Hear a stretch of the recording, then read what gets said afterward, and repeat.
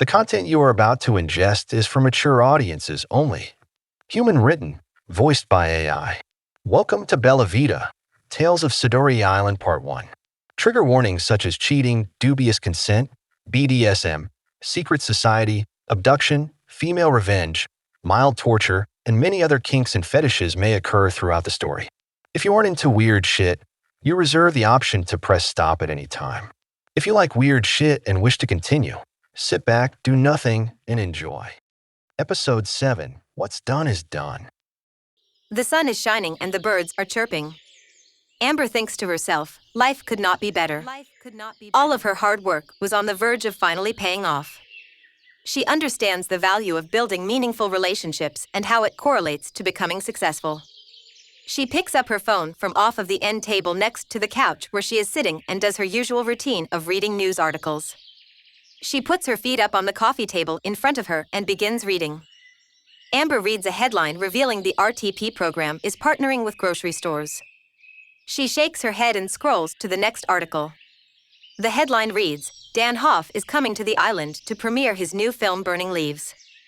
Amber taps on the article and reads, Burning Leaves is the sequel to his film Falling Leaves.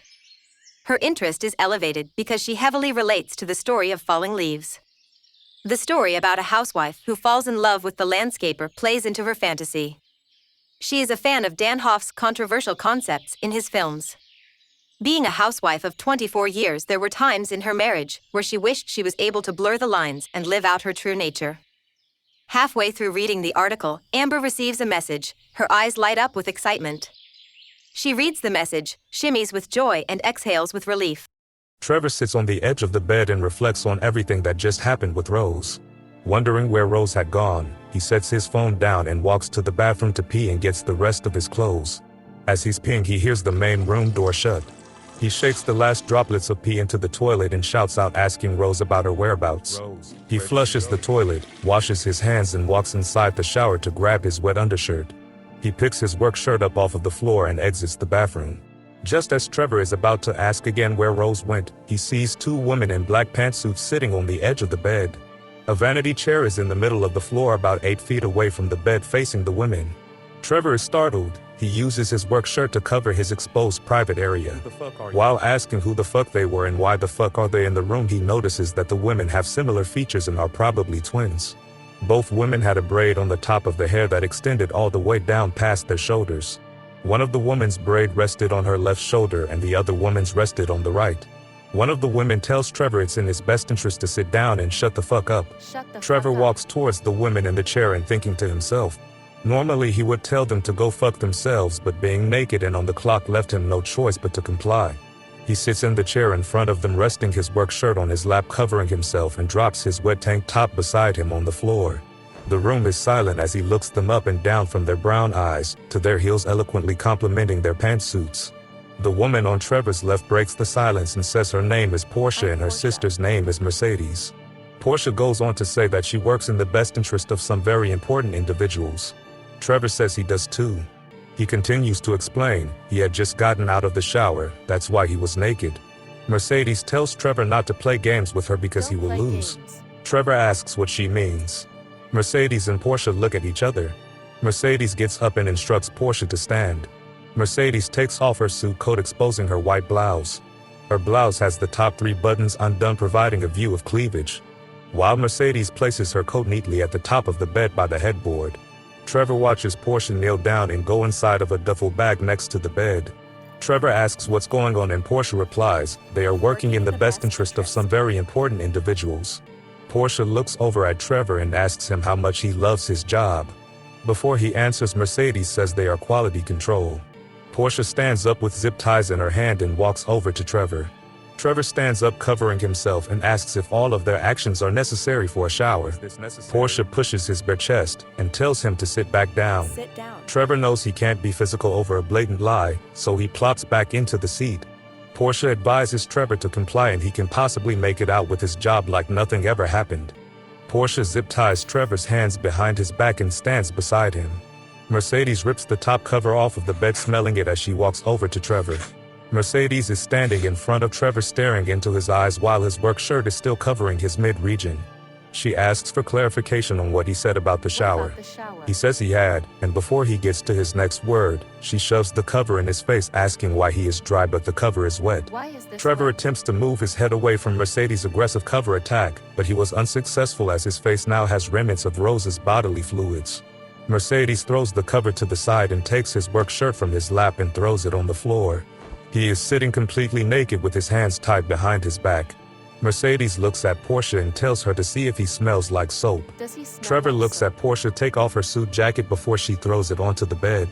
She leans over, grabs Trevor's dick and smells it.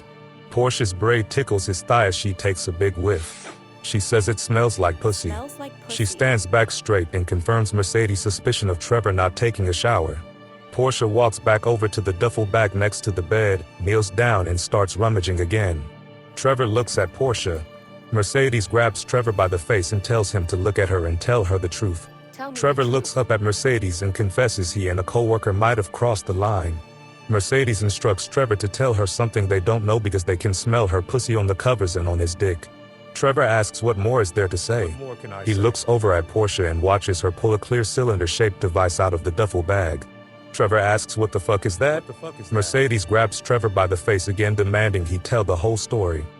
Trevor says he accidentally turned on the shower while his coworker was cleaning and one thing had led to another. Mercedes scoffs. She looks back at Portia standing by the bed with the device. She turns her head back to Trevor, ties her braid into a bun on the top of her head and straddles him. Trevor tries to maneuver his head around Mercedes' body to see what Portia is doing. Mercedes begins grinding her hips on Trevor's bare lap, feeling his blood starting to flow.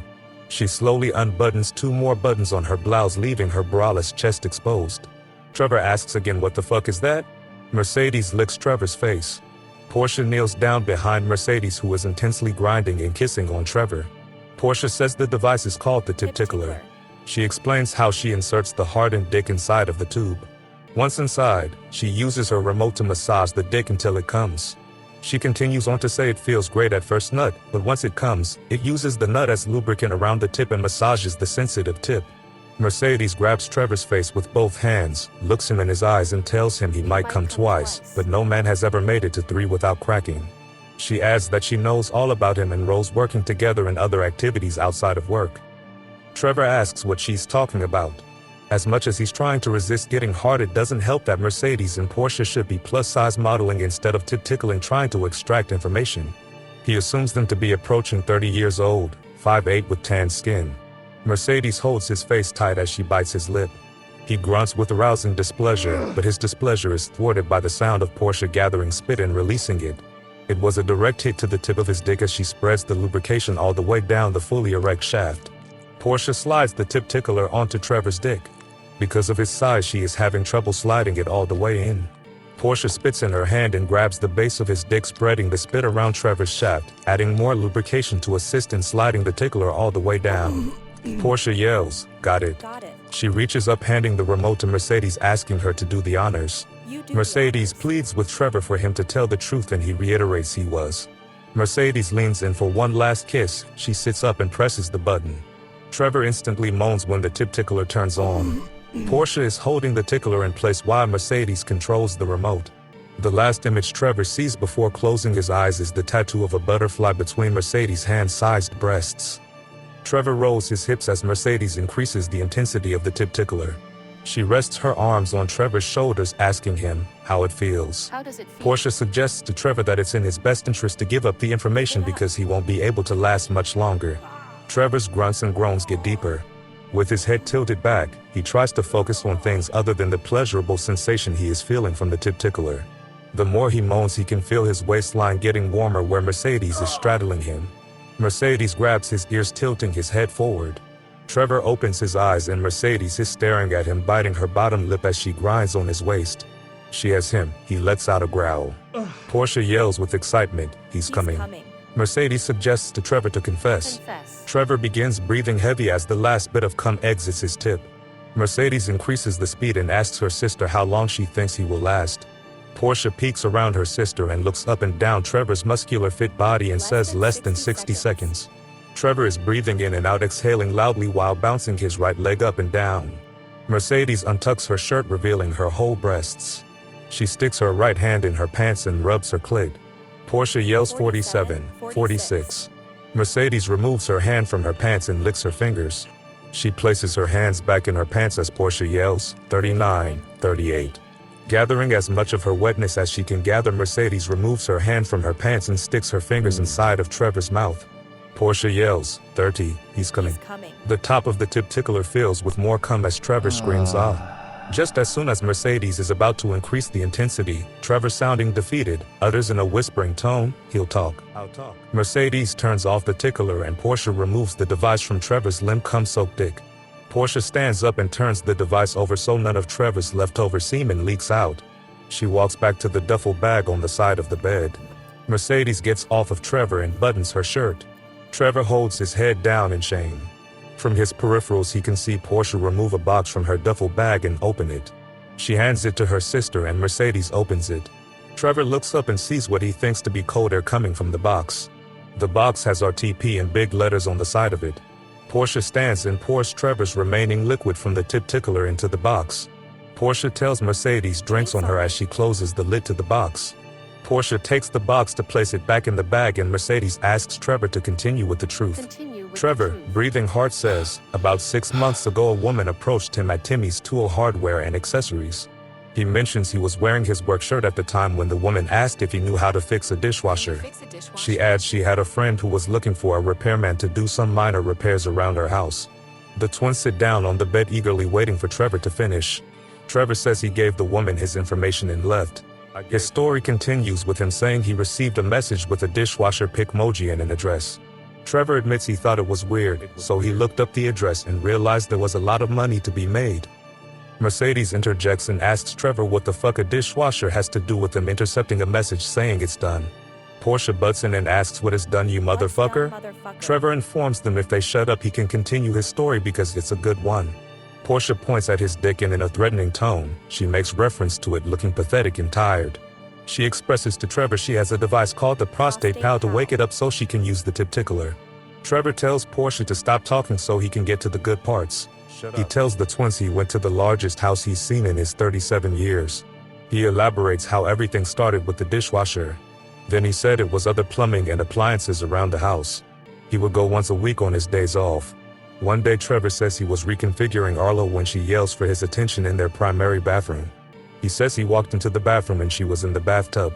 Trevor admits he immediately turned around and tried to walk out until she boldly said she will give him $1,000 to jerk off in front of her while she records him from the waist down. Trevor confesses he did it without hesitation. Trevor pauses and sheepishly acknowledges this got weird and intense. Trevor divulges, every week the woman had him coming in random places. He professes his first time in the bathroom she made him come on a toothbrush. Then another time he said he had to come on a pillow, then another time inside the coffee creamer. Portia crosses her legs and asks Trevor if the woman ever participated. Trevor closes his eyes and inhales slowly and deeply. He says no but goes on to say one time she was in her kitchen making drinks and she offered him one. He says she called it the dirty margarita. She claimed everything was made from fresh ingredients. Portia has a confused look on her face and asks Trevor the correlation between her participating in jerking off and dirty margaritas with fresh ingredients. Mercedes watches Trevor hang his head down. He looks up and affirms he could taste the orange, lime and agave nectar but he also knows what pussy juice tastes like. Portia blurts out, oh damn. Mercedes tells Portia to focus and demands Trevor to hurry along with his story. Trevor continues and says one day the woman showed him a picture of Rose and offered him $50,000 to have sex with her and record it. He concedes once he knew Dan Hoff was coming to stay, he and Rose would have to make sure the Imperial Suite was squared away. Trevor looks up and uses his eyes to point, confessing he placed cameras in the room a week ago and the woman has access to the live feed. Both of the twins look up locating the cameras and their eyes get big. Mercedes urgently leans back and reaches at the top of the bed grabbing her suit jacket. Portia leans over to the side of the bed and zips the duffel bag. Mercedes sits up while reaching in her pocket to pull out her phone. She orders Trevor to give her the name and address of the woman. Trevor says he only knows her first name to be Amber and provides her address. Trevor watches as Mercedes panics to dial a number. She frantically tells the person on the other end they need to question Rose and find out her involvement. She and Portia will check out the address Trevor gave them. Mercedes hangs up. Both women urgently stand. Portia picks up the duffel bag, grabs her coat off of the bed and they move to exit the room. Trevor sits naked with his hands still tied behind his back, watching the twins cross the door's threshold. He begins to yell. Portia sticks her head back into the room, telling Trevor they will send someone to let him loose. Trevor hears the Imperial Suite door close. Rose is in the robe she took from the Imperial Suite. She's sitting in the private concierge's office next to the private elevator that connects to the Imperial Suite. For the past 15 minutes she was thinking about how good Trevor felt inside of her. A part of Rose is feeling remorseful for using Trevor because she has true feelings for him, but another part of her understands survival and the cost of getting to the next level. She reflects on the bittersweet moment of her last day housekeeping, which she loved, to now moving on to bigger and better things. Rose's phone dings and she has a message saying Marco is on his way. It took less than 60 seconds before she hears the door to the office open and Rose's eyes enlarge. She immediately thinks to herself, damn, he has to be at least 6'3", 240 pounds of all muscle. His suit jacket barely fit over his smooth bare chest. His bald head, sunglasses and neatly groomed goatee made him look serious. Rose nervously asks if he was Marco. He hands her a hood and tells her to put it on. While putting on the hood she asks what's it for and what about her clothes. Marco replies telling her to leave her things, there's been a change of plans. Marco takes her by the hand and escorts her out of the office. Rose can't see anything unless she looks down. All she can see is small glimpses of her bare feet that aren't being blocked by the robe's thickness. Rose feels Marco guide her left towards the Imperial Suite elevator and hears him press the button. Rose's heart begins to race because the elevator leads back up to the suite where she left Trevor asleep in the wet spot on the bed. She hears the elevator open and they walk in. The door closes behind them. Rose hears Marco tap tap, tap tap tap tap tap, tap, what she assumes to be the floor button, but she wonders why he tapped it so many times. The elevator jerks and Rose can feel it going down instead of up. Rose asks Marco where they are going and he ignores her. The elevator stops and opens. Marco takes her by the hand and tells her to watch her step. His deep voice echoes through the hallway. They turn right. Rose counts about 30 steps until they stop. Marco opens a door and they walk into a room. The floor feels cold to Rose's feet. The atmosphere of the room feels cool and damp. Rose notices that the door sounds massive as she hears it close and lock behind her. Marco explains to her if she runs, the outcome of the situation might differ than the plans she has for herself. He urges her to follow instructions to make things easier on herself. Rose's heart went from an increased steady beat to an extremely fast pound. She feels a sudden burst of heat hit her body. In a calm, monotone voice, Marco instructs Rose to remove her robe. Rose's hand is shaking as she unties her robe, reluctantly peeling it off of her shoulders and dropping it to the floor. Rose looks down underneath the hood and sees her naked breast. The moment she hears the sound of a chain, Marco engulfs her right wrist with his hand and then replaces his hand with the chain while reminding Rose not to panic. Don't panic. Rose is breathing heavily, remaining as calm as she can. Marco grabs hold of her left wrist and does the same. Rose stands with her wrist chain trembling with fear. Her bottom lip quivers from being cold. She can feel her nipples hardening. Silence deafens the room except for the periodic sound of water dripping and a faint buzzing sound. Silence is rudely interrupted by the sound of a metal chair dragging across concrete. Rose feels something cold hit the back of her legs, followed by Marco's deep voice instructing her to sit. She sits. The chair feels cold to her buttocks. The hood is abruptly removed from Rose's head, yanking a few strands of her hair, providing her a little discomfort. She blinks rapidly, adjusting her eyes.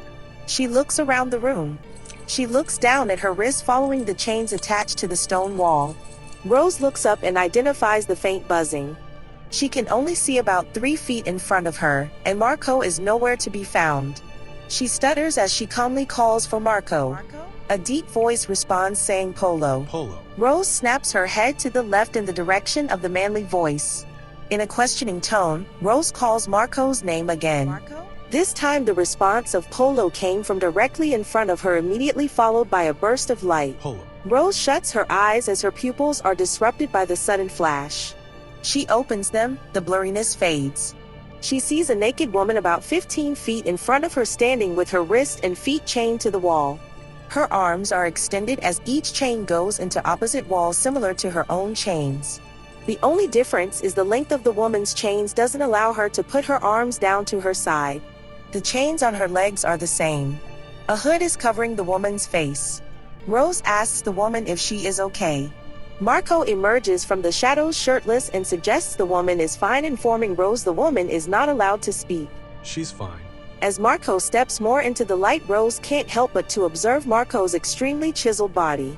She notices he has 3 scratch marks that start from his left breastplate and follows his scars all the way down to the middle of his six-pack. It looks as if he had fought a bear and no one came to help the bear. Rose's eyes trace down Marco's body. His suit pants are replaced by a pair of spandex shorts stopping at his mid-muscular thighs. The lack of light in the room adds a shadow beneath his kneecaps. Rose snaps back into her reality when Marco says the 3 of them are going to play a game. We're gonna play a game. Rose asks what kind of game. Marco explains to Rose he was going to ask her some questions. If he feels she is lying, he is going to inflict pain onto the woman. If he feels Rose is telling the truth, he will provide pleasure to the woman. Marco conveys to Rose the object of the game is to make the woman come by convincing him she's telling the truth. Marco reiterates to Rose, if he feels she's lying, he will keep inflicting pain on the woman. The only time the woman can speak is to say the safe word. Marco expresses deeply to Rose, if the woman says the safe word, there will be consequences. Lastly, he explains, if by chance the woman comes, Rose will be rewarded for her honesty. Marco asks Rose if she has any questions. Any questions? Rose sheepishly responds and says she needs to pee. Marco scoffs and asks what's stopping her and says let the game begin. Marco tells Rose he forgot to add he was going to make the game more interesting. Marco disappears into the shadows and suddenly Rose feels more heat protruding from the overhead heaters. Her body, which was subjected to the cold, is now being infiltrated by heat. Red spotlights shine on the woman as Marco reemerges from the darkness.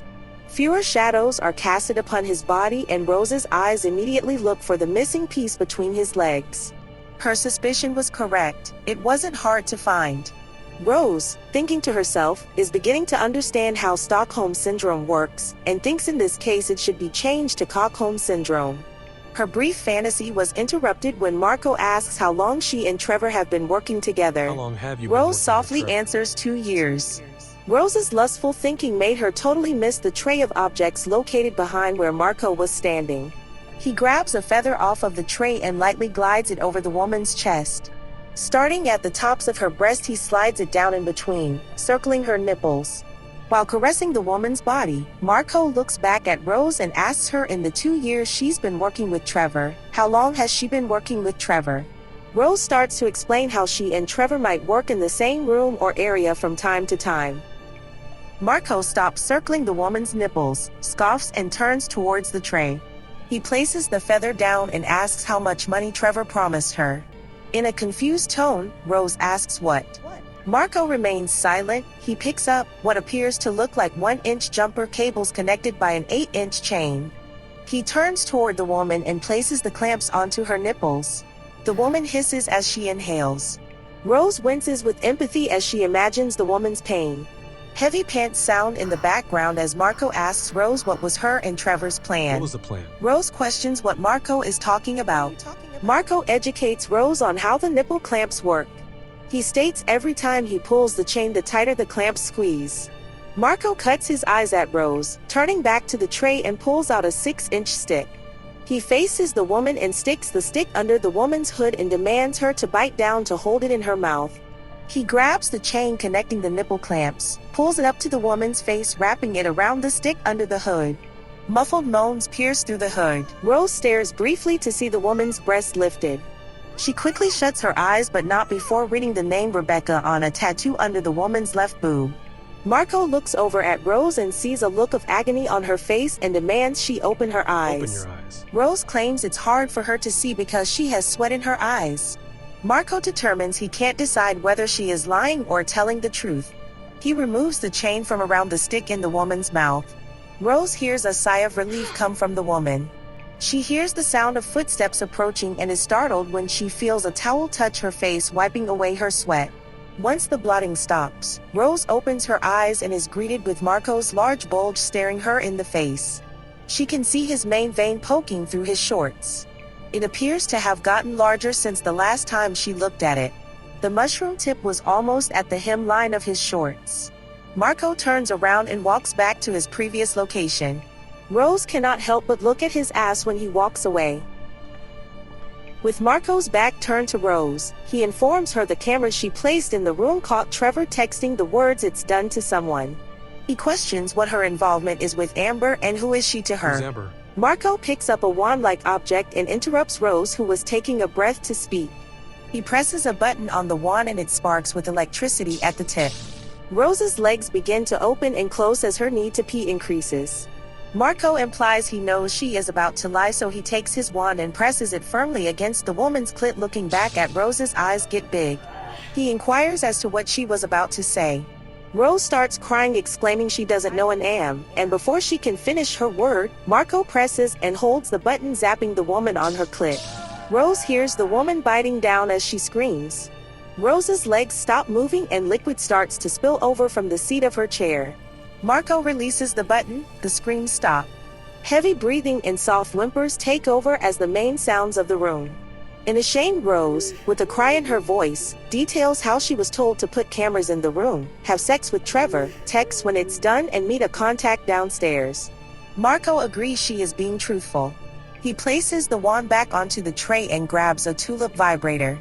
Marco walks over to Rose and tells her to spit on it. Spit on it. Rose releases an angry spit, spraying, making sure a portion of it got onto Marco's hand.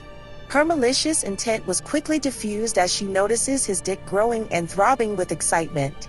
Marco laughs and accuses Rose of not wanting the woman to come. You don't want her to Rose come. looks her eyes up at Marco and adds more spit to the tulip. Marco walks to the woman, places the tulip onto her clit and turns it on. Soft pleasured moans escape through the woman's hood. Marco insists to Rose, telling the truth is a lot more fun for the woman.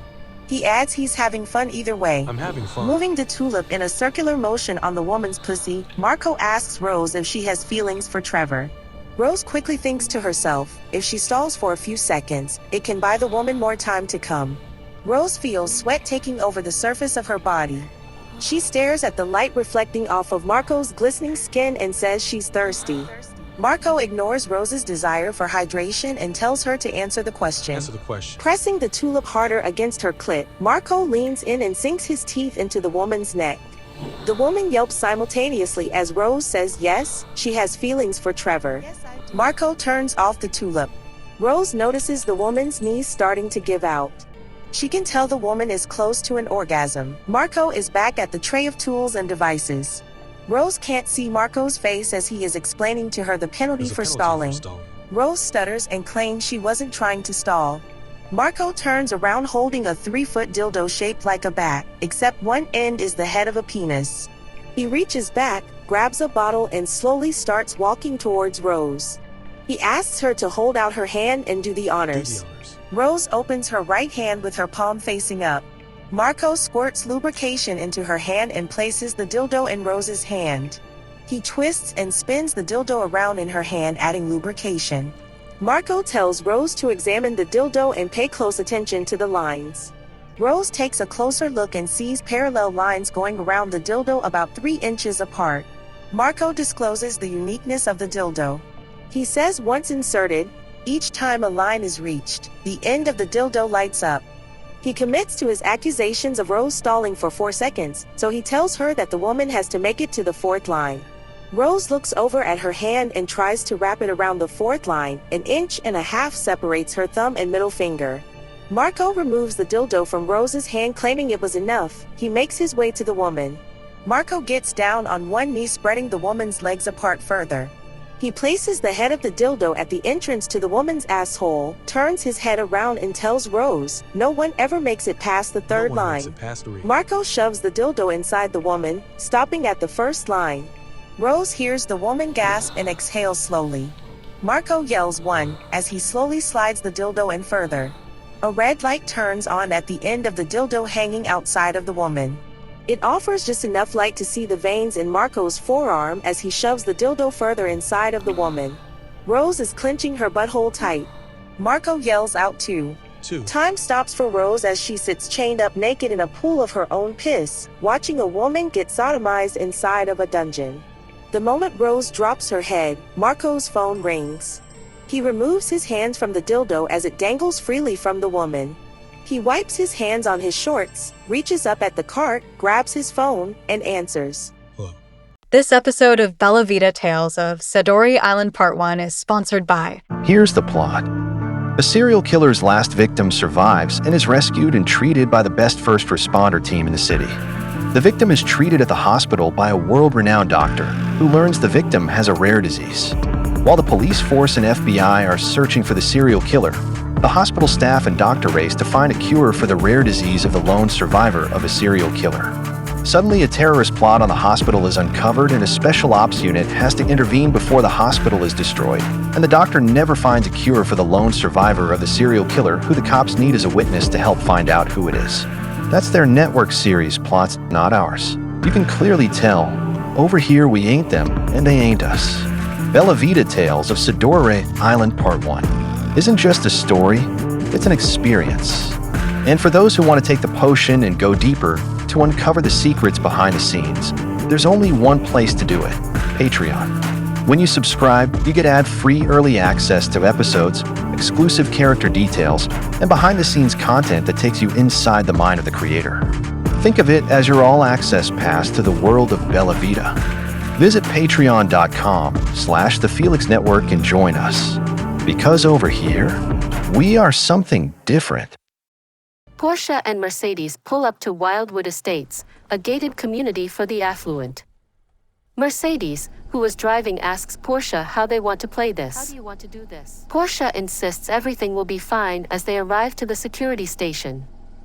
Portia reaches inside of her breast pocket and hands Mercedes a card. Mercedes taps the card to the card reader, the light turns green and the gate opens. Mercedes looks at Portia with a surprised look and hands the card back, mentioning they will discuss where the card came from later. Portia smiles and directs Mercedes to the house.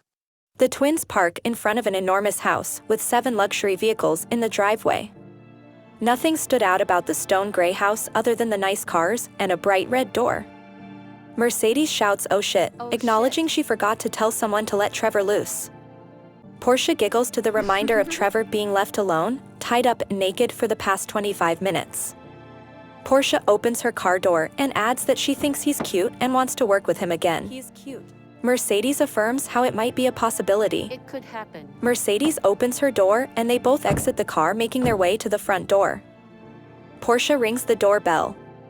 Mercedes notes the first part went smooth and asks Portia how she thinks everything is going to go. How do you think it's Just as Portia was getting ready to answer, an older woman of small stature wearing a blue dress and apron answers the door. She smiles and informs the twins they are just in time. You're just on time. She says her name is Gloria, the housekeeper. She invites them in and lets them know Chef Ricardo has planned an exquisite meal for Mrs. Lang's presentation. Gloria asks the twins if they are there for the presentation. The twins look at each other and simultaneously confirm yes. Yes. Gloria looks up at them with a smile and says great. She directs them to the theater room where the Langs are sitting. Gloria comments on how tall they are compared to her 4'11" as she ushers them into the theater room and walks away. Mark has a front row seat. Amber is standing in front of him with a remote in her hand. Amber looks up at the twins and smiles ear to ear, informing Mark they have company and they're twins. We have company. Mark turns around and sees Portia and Mercedes. His eyes enlarge, ready to pop out of his head. Amber sarcastically indicates she doesn't know who they are, but she's sure Mark does. She says she's only seen them on the camera. Mark turns back around to Amber with a look of confusion.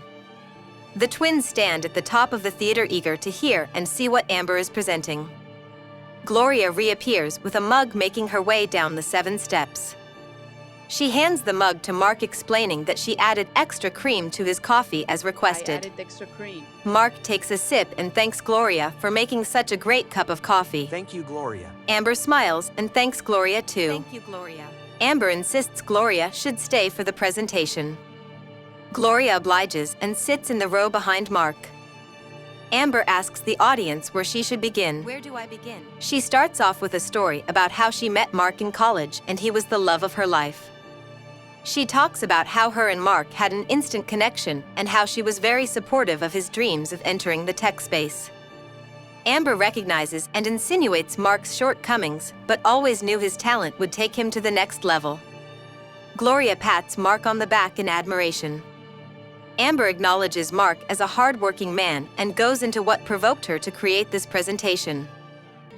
She claims, one night she had gotten out of bed to grab a snack out of the kitchen and saw the light was on in Mark's office. She went to investigate and seen he was sleeping in his chair. Amber explains how she noticed a trophy she hadn't recognized sitting on his desk. She walks in, picks it up, and it says SDA, Mark Lang. Portia and Mercedes, standing in the back of the theater, look at each other, widening their eyes, anticipating where the story is going next. Mark's head drops. Gloria pats him on the back, congratulating him on his award. Congratulations, Mr. Amber Lang. smiles smugly and continues her story. She says she walked around the desk and saw his pants were down and assumed he was just jerking off to porn. As she went to wake him up, her hip hit Mark's desk and woke up his laptop. Amber says she looked at the laptop. What she assumed to be an awards ceremony she wasn't invited to was on the screen, so she decided to press play. Amber turns towards the theater screen and presses play with her remote. The Small Dick Award goes to Mark Lang, rang out through the theater's speakers. It's déjà vu for the twins as they watch Mark on the big screen receiving the Small Dick Award.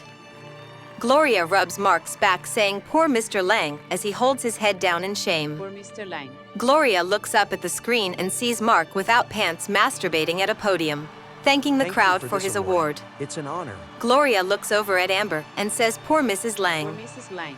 Chants from the crowd congratulating Mark on his small dick sound clear coming from the theater's surround sound. Congratulations, Amber Mark. pauses the screen with Mark holding his dick with just his thumb, index, and middle finger. His 3 fingers covered his entire shaft, just leaving his head exposed. Gloria shakes her head and says, "Oh no, Mr. Lang." Oh no, Mr. Lang. Amber admits she needed to find out more about who her husband really is. She confesses to copying his credentials to an external drive so she can access it later on her computer. She said for weeks she studied DPN logs, locations, and names. Amber looks up at the twins, telling them she assumes them to be Portia and Mercedes. The twins wave in confirmation, patiently waiting for Amber to finish before their next course of action. Amber proceeds to say she found remote access to the camera feeds at the Citadel Spa and Retreat. Amber claims she studied the workers there for months, trying to figure out a plan to get Mark back. Amber looks at Mark and tells him to look up because there is more to go. Amber hops back into her story, indicating she saw 2 workers that had developed more than a work connection and found a way in. She points the remote back to the screen, telling Mark to meet Trevor. A picture of Trevor pops up on the screen. Gloria shouts out that he's cute. He's cute. Amber agrees and insists he's a hard worker. She looks at Mark and recounts the work he has done around the house. She points to the screen of a picture of Trevor fixing the dishwasher, then another of him fixing the light fixture. Amber pauses the slideshow and her tone darkens. She chastises Mark in quotations, saying, "Allegedly working, but instead he's receiving an award for having a tiny cock." Amber compliments Trevor for his hard work and doing the exact job he was asked to do. She points at the screen, showing Mark some examples. A video comes on the screen of Trevor jerking off in their bathroom and coming on a toothbrush. Mark stares at the screen in disbelief. Amber points out to Mark, the color of the toothbrush isn't pink like hers. Amber asks Mark how he's been sleeping as the screen shows Trevor wiping his cum on a pillow. The video cuts to Trevor jerking and coming inside of the coffee creamer. Mark drops his coffee mug onto the floor and it shatters into pieces. Mark starts to dry heave as if he is ready to vomit. Portia and Mercedes look at each other and mouth, "What the fuck," while Amber continues to say she hasn't even gotten to the best part yet. Gloria sits speechless while she stares at the screen. Amber's tone switches to complete anger as she accuses Mark of lying when he said he had business trips and would be gone for weeks at a time. She alleges it was all a lie because he was spending time with his other family for the past 22 years and caring for his daughter Rosemarie Ortiz. The twins simultaneously yell "oh shit" as a picture of Rose is shown on the screen. Mercedes fumbles in her pocket, reaching for her phone, and goes into recent calls. While getting ready to press send, she looks up and sees Trevor pounding the shit out of Rose in the Imperial Suite. Mark squeals in agony, sliding out of his seat onto the floor, lying in shards of glass and extra creamy coffee. Amber throws the remote at Mark and tells him to go fuck himself. Her lawyer will contact him in the morning and storms out of the theater room. As Mark lies on the floor, the twins and Gloria are glued to the screen watching as Trevor releases his load onto Rose's stomach. Mercedes presses send and puts the phone to her ear. Gloria turns around and says to Portia she assumes she will need to find a new job and asks Portia if the Citadel is hiring. She adds to her inquiry if any open shifts are available when Trevor is working. Portia remains silent and smiles while Mercedes commands the person on the other end of the phone to stop because things got real interesting. As Mercedes' conversation on the phone quickly comes to an end, Mark yells out for Gloria to grab some paper towels because he just came all over the floor due to the intense humiliation. On the next episode of Bella Vita. Invitations are sent and the network team is assembled. Anticipation is high as everyone awaits the island's weekend festivities. Rage Fest. Alana finally reveals to Mia what happened at dinner with Dr. Strickland. The twins prepare for the evening as they recap their experience involving Trevor and the Langs.